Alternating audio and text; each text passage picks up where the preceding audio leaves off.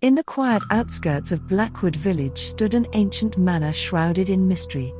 Blackwood Manor, as it was called, had been abandoned for decades, yet no one dared to approach it.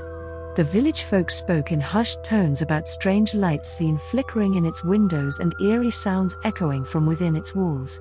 The brave few who ventured too close often returned with tales of shadows moving in empty rooms or whispers in the dead of night. Emma, a determined young journalist, had always been fascinated by stories of the supernatural. When she heard about Blackwood Manor, she saw it as the perfect opportunity to write her breakthrough article. Despite warnings from the villagers, she packed her equipment and set off toward the manor one chilly autumn evening. The manor loomed before her, its towering spires piercing the twilight sky. The iron gates creaked loudly as she pushed them open, and the overgrown garden seemed to shudder under the cold wind. As Emma approached the entrance, she noticed that the massive wooden doors were slightly ajar, as though inviting her in. Inside, the air was heavy, and the faint smell of damp wood and decay lingered. Emma set up her camera and began exploring. The grand staircase at the center of the hall spirals upward, its banisters coated with years of dust. Portraits of long-forgotten ancestors hung crookedly on the walls, their eyes seemingly following her every move. As the night deepened, strange things began to happen. Emma heard footsteps echoing from the upper floors, but whenever she rushed to investigate, she found nothing. In the kitchen, a kettle sat on the stove, still warm, though the house had been abandoned for years. In the library, an old music box began to play on its own, filling the room with a haunting melody. Determined to uncover the truth, Emma ventured into the basement, where the villagers claimed the original owners had performed dark rituals.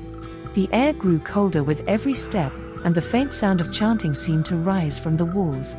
In the center of the basement lay a large, circular stone marked with strange symbols. As Emma touched it, a sudden burst of energy knocked her backward, extinguishing her flashlight. In the pitch black, Emma's breathing grew ragged as whispers surrounded her. "Leave while you still can," a deep voice growled, sending chills down her spine. Emma scrambled to her feet and ran upstairs, only to find the doors locked and the windows sealed shut. Hours seemed to pass as Emma tried to escape, but the manor had come alive. Shadows danced along the walls, forming grotesque shapes that reached out to her. The portraits on the walls began to weep, dark tears staining the floor. Suddenly, Emma found herself in the dining room, where a long table was set for a feast. The chairs were filled with ghostly figures, their faces pale and hollow, staring silently at her. One figure at the head of the table stood and beckoned her closer. Against her better judgment, Emma approached, and the figure handed her a journal. As she opened it, she realized it was filled with entries describing the horrors of the manor, written in her own handwriting. Panicking, Emma dropped the journal and ran, only to find herself back in the basement. The circular stone now glowed with an eerie light, and the chanting grew louder.